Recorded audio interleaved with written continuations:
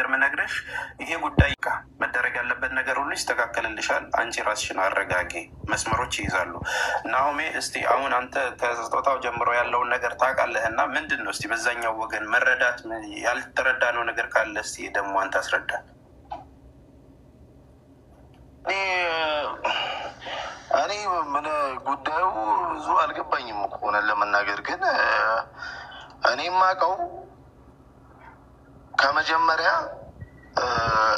ኤቢ ማርሻል ቪዲዮ ላይ ተናግሯል። ኤቢ ማርሻል እንትን መኪና ጊቫዌ ላደርግ ነው ብሎ ነገረኝ። ከዛ በኋላ እኔ እንዴት መኪናን የሚያክል ነገር ዝም ብለህ እንዴት ይሰጣል አልኩት። እውነቴን ነው። ዝም ብዬ ፎሎ ላደረገኝ የሆነ ሀበሻ ሬስቶራንት ውስጥ ገብቼ ፎሎ ታደረገኛለህ ልሰጠው ነበር አለ። እንዴት ይሰጣል እንደዚህ መኪናን የሚያክል ነገር? ቀልድ ነው ወይ አልኩት።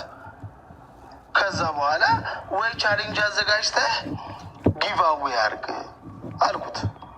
እሺ ብለን ተስማማን። ላይቭ ላይ ያንን ሰዓት ላይ እራት በላን፣ ቪዲዮ ላይቭ ላይ ተናገርን። ጊቫዌ አለ፣ እኛ የመጣንበት ቦታ ላይ ቀድሞ የደረሰ ሰው እንደዚህ ያገኛል መኪናው ምናምን ነገር ተባለ። ከዛ በኋላ እኔ እውነት ለመናገር ጌጤን አላቃትም ነበር። ሁሉም ሰው ጌጤ ጌጤ ጌጤ ጌጤ ሲል ሳሪና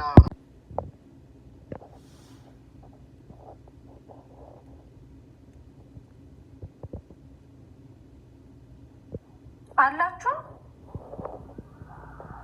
ስልክ ገባበት ነው አለ መስኝ አለ ይሰማል። አለ በርበሬና ሽሮም አዲስ ገባችሁ ወዶች አወራለሁ።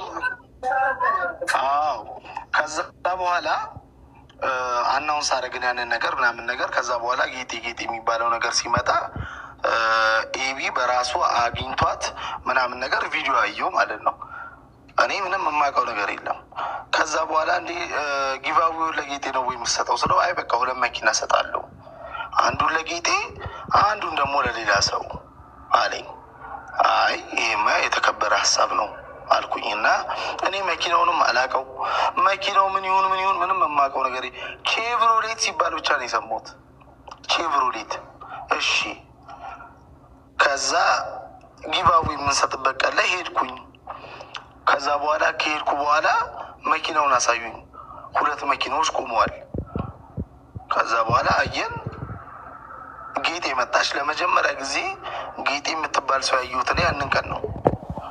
ከዛ ሰላም እንዴት ነሽ አልኳት። ናኦሚ እንዴት ነህ ብላ ምረጪ አላት።